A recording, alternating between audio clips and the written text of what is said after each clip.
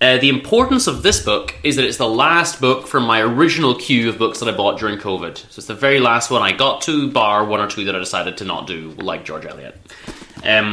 4 years later. Yeah, it took a long time. So the question is, was it worth it?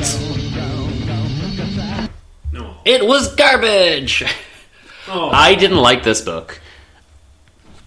Why? Does it just have no dialogue? It has dialogue, just it has no, what's the other thing? Plot that I like books to have. That is also important. Is it literally about a lady, and that's about it? So my idea, I thought I'd heard about it, many years ago. I thought it was a kind of almost a Taming of a Shrew type thing. I thought it was like a really, this was going to make women look really bad. I thought that was the idea. Like, I thought it was a very controversial book.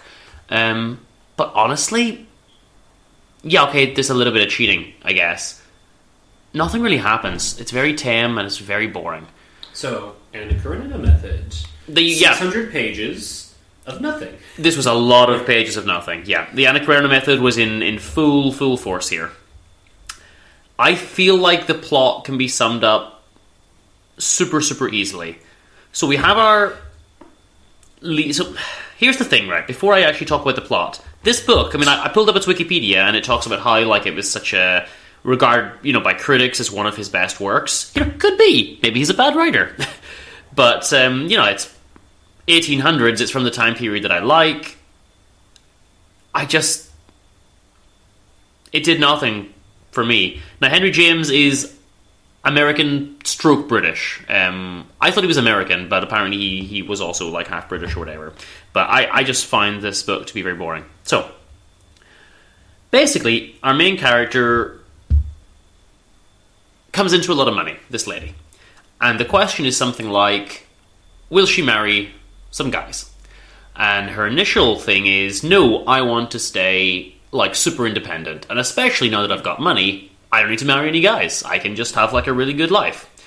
So some guys proposed to her, Lord Warburton and Ralph, who I thought were the same person for about 3/4 of the book. They're not the same person, but I was so bored I was not paying attention. Ralph is some old cousin or something. He's disabled and he's he's the only nice person in the book, I guess, really. He's the nicest person, and she really likes him. She's quite affectionate towards him. So are we getting into more naturalism again? Not even, because at least that would be interesting. Okay. Everyone else is a bit mean, but bland, You got Mr. Goodwood. Fair enough. Yeah. So, Lord Warburton, Mr. Goodwood, and I can't even remember the third guy's name. Oh no, Mr. Osmond. That's the one she eventually marries.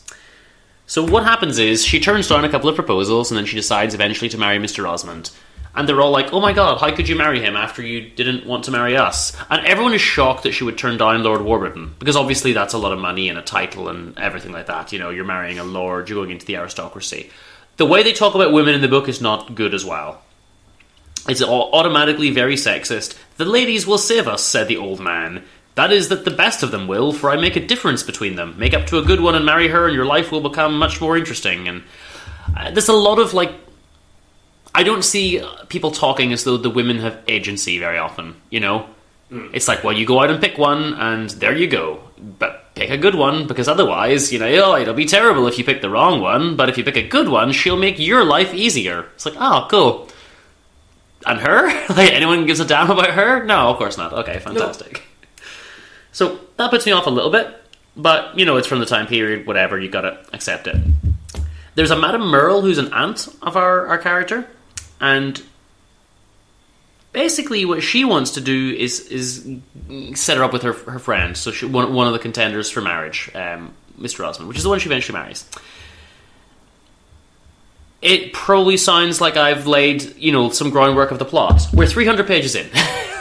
Okay. This is all that's happened so far. Some people have offered to marry her, and she said yes to one. That took 300 pages, So, she's still very chummy with people that she's not married to, and then there starts to be a little bit of, I wonder if she's cheating on her husband. Yeah. And I don't like that her husband then turns mean, and it's kind of I don't want to spend a lot of time with these men. And here's what's really annoying is that I want to say, oh, this is terrible and toxic and controlling, but then, of course, the 1800s male author has it that, no, she was cheating, of course, so, the guy was right to be so controlling, obviously, which is also terrible. Well, written by a man, you say? Never would have guessed. Yeah, I should say, by the way, Isabel is the name of our girl.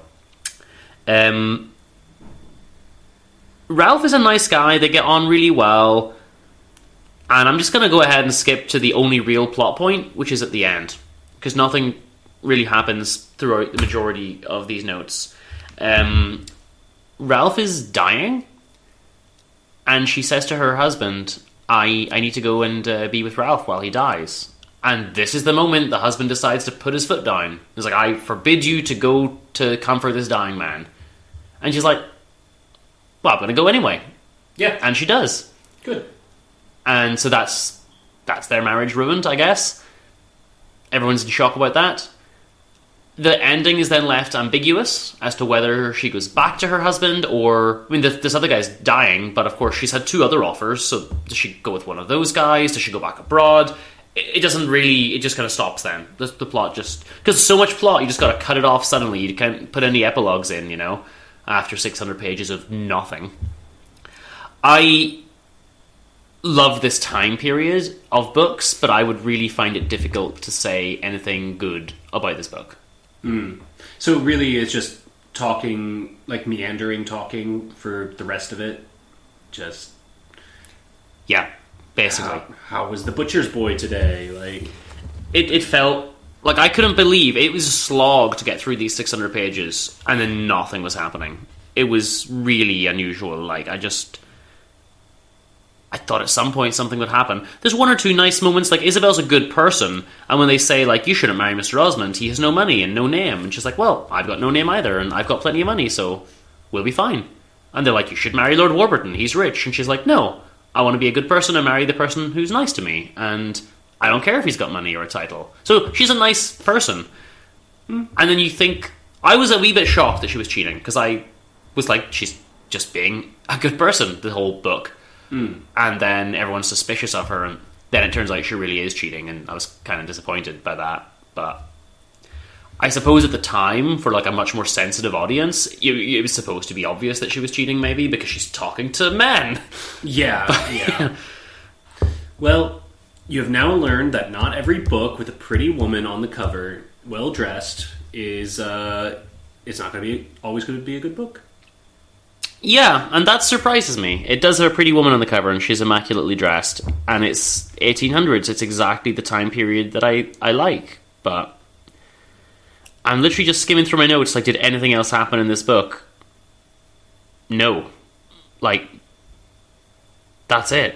That's the shortest review I've ever done, I think, but I said to you earlier, like, some of these books aren't going to take long to review, because nothing... I'm not going to ask many questions about them either.